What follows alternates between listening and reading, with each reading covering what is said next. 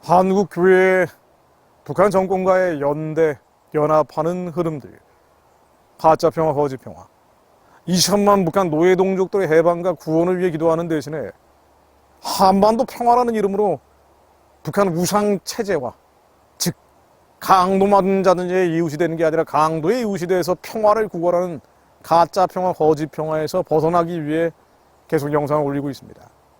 자, 제가 뿌리를 따라가고 있는데요, 이 민중신앙 얘기를 드려보려고 합니다. 민중신앙이 문제라는 건 아마 이 영상을 보시는 분들은 다 인지하고 계실 거예요. 제가 두 사람 예를 들려고 하는데요. 노무현 정권 당시에 통일부 장관을 지낸 이재정 씨라고 있습니다. 성공회대 교수였던 분이죠. 자, 이분 책을 보면은 민중신학과 주체사상이라는 논문이 있습니다. 통일과 민족교회 신학이라는 책에 나오는 논문인데요.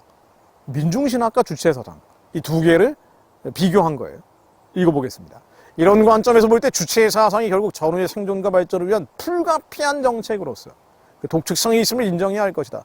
민중신학이 70년대 유신의 경험과 80년대 군부 독재 경험에서 하나의 민족의 희망과 결단으로 표현된 신앙운동 또는 사회 변혁운동이라면 주체사상은 인민 대중의 생존과 자주성을 위한 투쟁의 역사의 산물로 이해할 수 있을 것이다. 이 두 개를 비슷한 것으로 비교하는 거예요. 뭐 비슷한 면도 있어 보이겠지만은요. 자, 또 읽어보겠습니다. 주체사상의 중심을 이루는 사상적 기반은 인간을 계층적 존재로 보지 않고 자주성, 창조성 그리고 의식성을 가진 인간으로 파악하면서 역사의 원리 자체도 단순한 계급 투쟁의 역사가 아니라 인민의 자주성 실현을 위한 투쟁의 역사를 이해하고 있다. 뭐 이런 표현들이 반복돼 나오는데요. 그래서 이재정 장관은 남한의 민중신학과 북한의 주체사상이 각각 민족의 희망과 결단 신앙운동, 인민 대중의 생존과 자주성 투쟁의 산물이라고 유사성을 비교해놓고 있어요. 90년대 이런 주장을 폈을 정도니까 그 다음 행적은 알아볼 조지요. 천안함 폭침 터지니까 이재정 장관이 뭐라고 얘기했냐면요. 어떻게 쥐도 새도 모르게 감쪽같이 북한 잠수정이 와서 쏘고 왔겠냐. 북한이 안 했다는 거예요.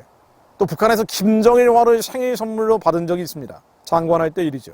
그랬더니 일생에 잊지 못할 기쁜 생일이다라고 얘기하기도 했습니다.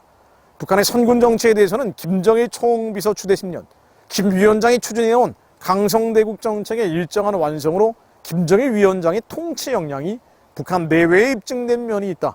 강연에서는 이렇게 얘기하기도 했죠. 북한 인권 문제에 대해서는 민주화된 나라들도 유사한 경험이 있다. 저 내용들을 검증할 수 있는 방법이 없다. 이렇게 주장합니다.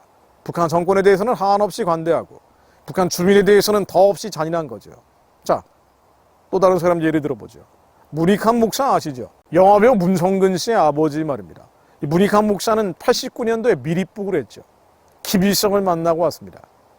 그리고 통일과 민족교회 신학이라는 책에서 이렇게 얘기합니다. 나는 기독교의 대속의 교리를 잘 믿지 않는다. 대속의 교리를 믿지 않는다. 기독교의 유일신 신앙은 엄청난 흑백 논리를 조장해서 피로 얼룩진 죄악의 역사를 엮어왔다. 예수님의 이름으로 기도한다는 말은 민중의 이름으로 기도한다는 것이다. 이게 문익환 목사의 주장이에요. 기독교 교리를 부정한 뒤에 이른바 민중이 신앙의 대상이 돼버린 것처럼 말을 하죠.